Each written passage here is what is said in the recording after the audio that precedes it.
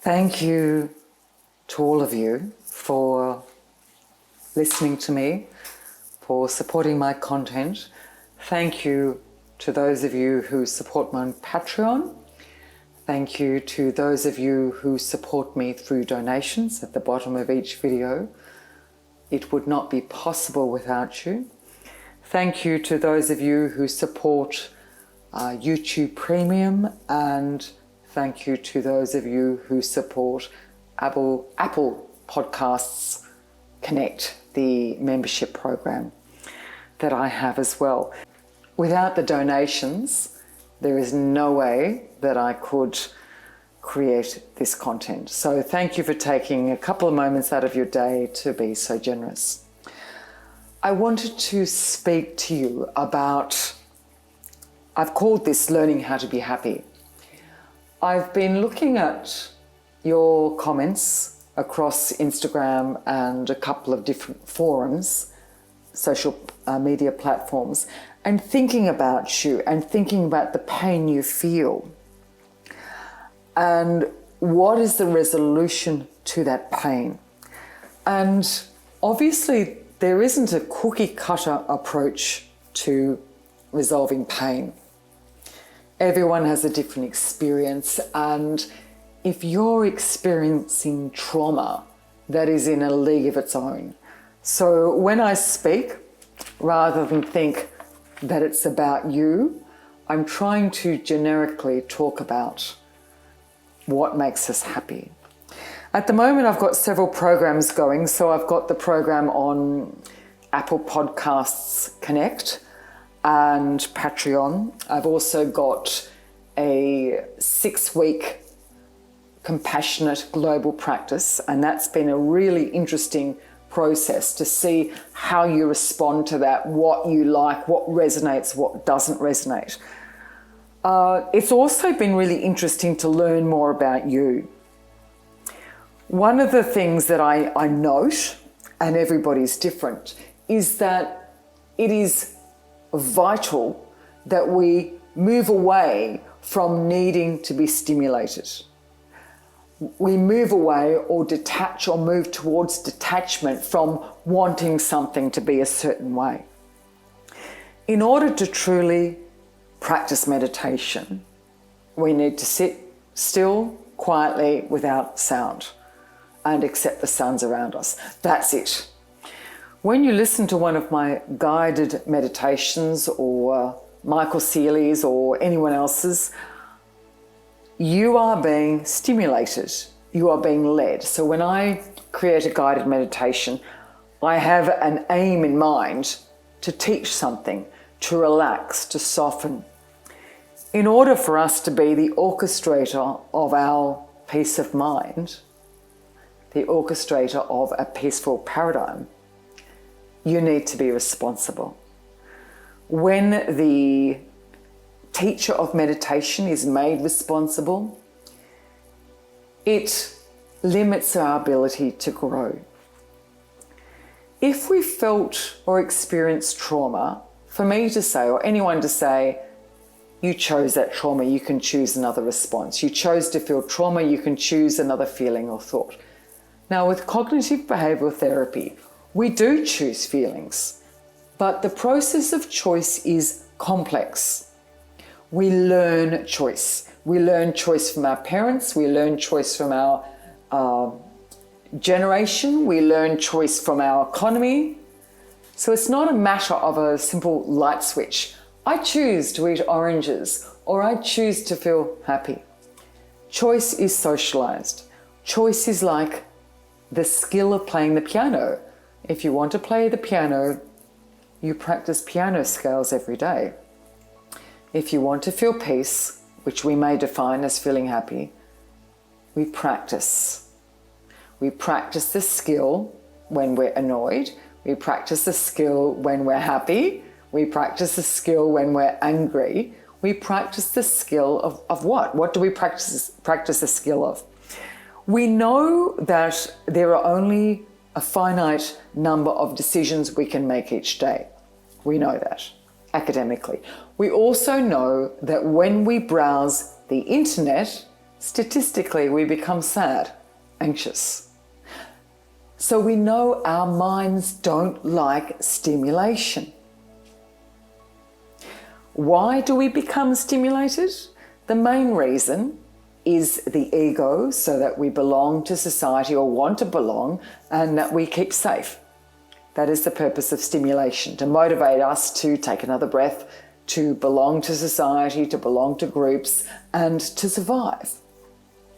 Stimulation does not bring peace. We need stimulation, we need to be motivated in order to be a member of society. We are innately social, innately. We are mammals. So we have this quandary, this endless, ongoing quandary, that as animals, we want everything the same. We want stimulation. We want excitement. We want to be in love. And in order to be conscious, wise selves, we need to accept that everything ends, everything changes, everything decays. If we deny that higher truth, we live in perpetual denial. So to come back to my topic of exploration about you, is how do we learn to be happy?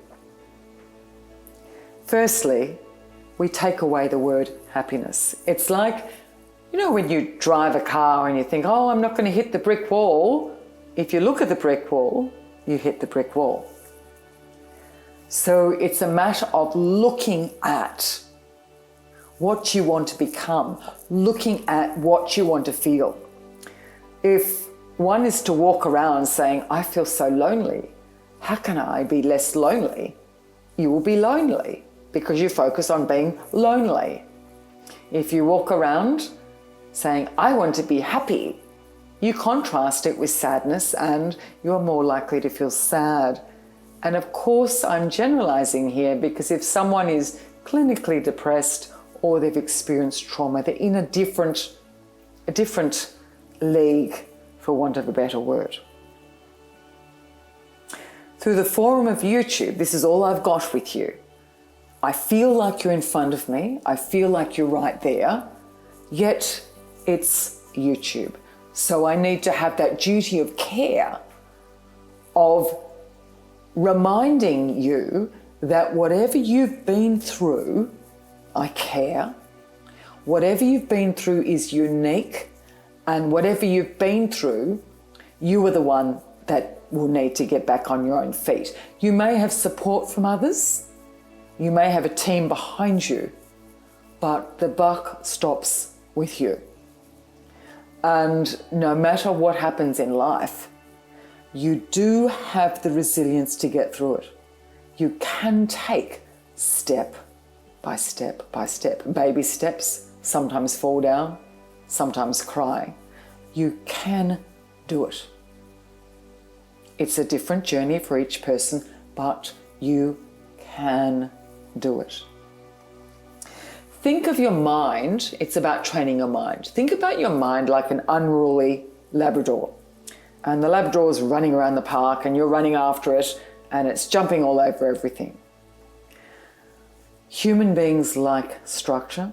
We like ritual. We like habits. We like rhythm. We like predictability. That doesn't mean we stick to that, but some of that brings us a level of satisfaction. So bringing some structure to your life, structure when you get up, structure with your family, sitting around the table, enjoying a meal together while you look into each other's eyes, structure for bedtime, structure for sleep, is more likely to bring you a sense of peace. However, without resilience, without the ability to cope with change, we are a reed in the wind, being pushed this way and that. By emptying our minds, by emptying your mind, by allowing space to come in, you create the light and the room to know yourself, when you are able to sit in the awareness of the present moment, you realize that everything changes, everything decays, we all get older, and this moment is precious. When we sit in denial of this and let our Labrador puppy go wild, we can be sucked into the vortex of wanting to be distracted, wanting stimulation, that la la la la la moment where we don't want to look at the truth, the reality. And I get that. We're all susceptible to that. Every single time you browse without direction, you teach your Labrador puppy to be sad. I'm not saying don't browse, because I certainly browse the internet, but I'll say to myself, I will now browse for 20 minutes with this purpose. Our minds feel some sort of comfort in browsing. Browsing brings sadness. It is integral that we decide when and how to browse the internet, how much to be on socials, how much news to consume. I'm not saying don't watch the news, because I think we have a moral obligation to be aware. In order to be compassionate human beings, we need to be aware of what is out there, what is happening, so that we can be compassionate. Our one role in life is to know ourselves so we can be of service to others. Everything we do, everything we think, everything we feel, everything we say, the language we choose to use is all about being personally aware so we can support others.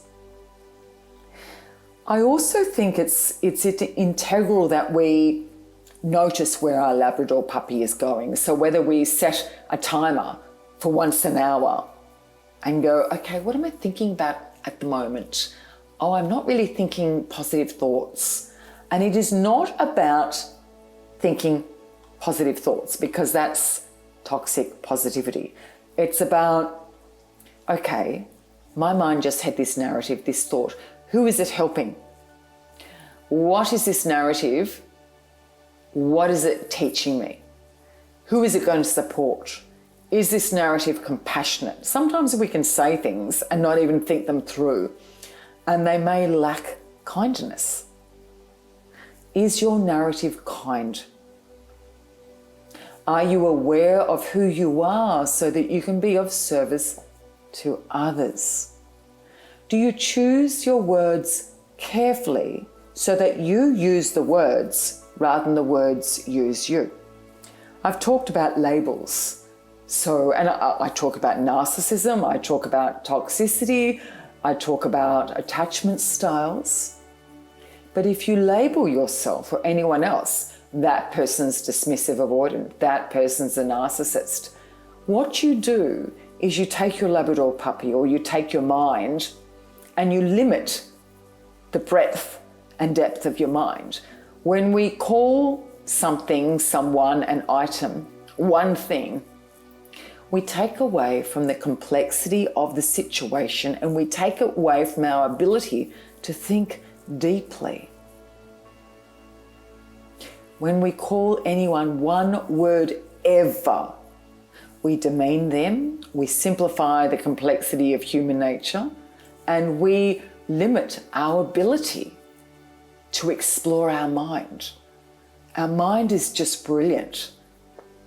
Language is there to serve us, not to use us. So let's consider the words we use and why we use them. When I counsel people, I constantly, gently, with love, challenge them. And it's not about what I feel or what I believe, but I will say, why do you believe that? And I'll attempt to challenge your thought processes, because we often adopt patterns of feeling or thinking. And when we unpack them, we think, where did I get that belief from? As humans, we are prone to groupthink. We are prone to brainwashing. This serves us socially so that we can have a cultural belief or a cultural intention. It can help us survive. But there is also serious danger in groupthink. Apollo 13 went down. Possibly the Titan going down was contributed to by groupthink. Several people thinking it's okay that when I was a personal trainer, I'd take people running. And if we ran towards the road, the first person would look and the others rarely would look. That's groupthink. The ability, one person is doing it or two or three, therefore it's okay. Having independent thought is a practice. We are highly susceptible to being pulled in by others. There is a concept called memory implanting, where if two or three credible adults that you believe in tell you a narrative and say, oh, do you remember when we went to the barbecue at Auntie Gina's place? If three people tell you, over time, you will remember a memory that never occurred. There is a reason we have memory implanting. It's part of groupthink. It's part of us being a functional society. It's also dangerous. It is the foundation of brainwashing. It is the foundation of cult behaviour. The word cult is just a derivation of culture. It becomes a cult when people start blindly following. We are all capable of blindly following. Ask yourself, what do you think? Why? When? How? And then think of somebody that has the opposing point of view. And think to yourself, why do they think what they think? And try to imagine yourself understanding them and having belief in them and empathy. If you are not able to see both sides, your side is limited. My father was a judge, and he always said, if you cannot argue effectively both sides, your argument is essentially flawed. And he would remind me again and again, challenge your thinking. Challenge the contentions you have chosen to believe. Because by challenging thought and inviting space into your mind, you allow a foundation for peace. Happiness is only a paradigm of peace. If you look at true happiness, it's a height, it's a giddy high. It doesn't last. But we can learn through resilience and the development of awareness to feel peace in the chaos of life. And feel peace, understanding that change is the only predictable, truly predictable factor in our lives, that everything changes. I care about you. I want you to feel peace. Question the words you use. Avoid using one label for anything. Always be open to an opposing point of view. Always be able to argue both sides in order that you truly know what you feel. Know that feelings and thoughts are a social paradigm. They're created by us, and we can recreate them. Not easy, it's a learning. We can do that.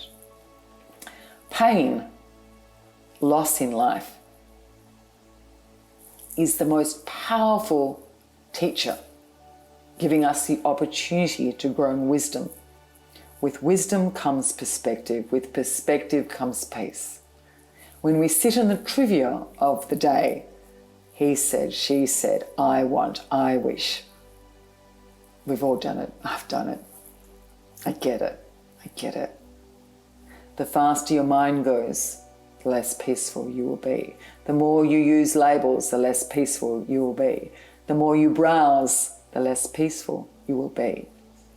Train your brain into rational thinking. I've got some comments before that people see rational thinking, the practice of it, as somehow anti-Christian. They move alongside each other.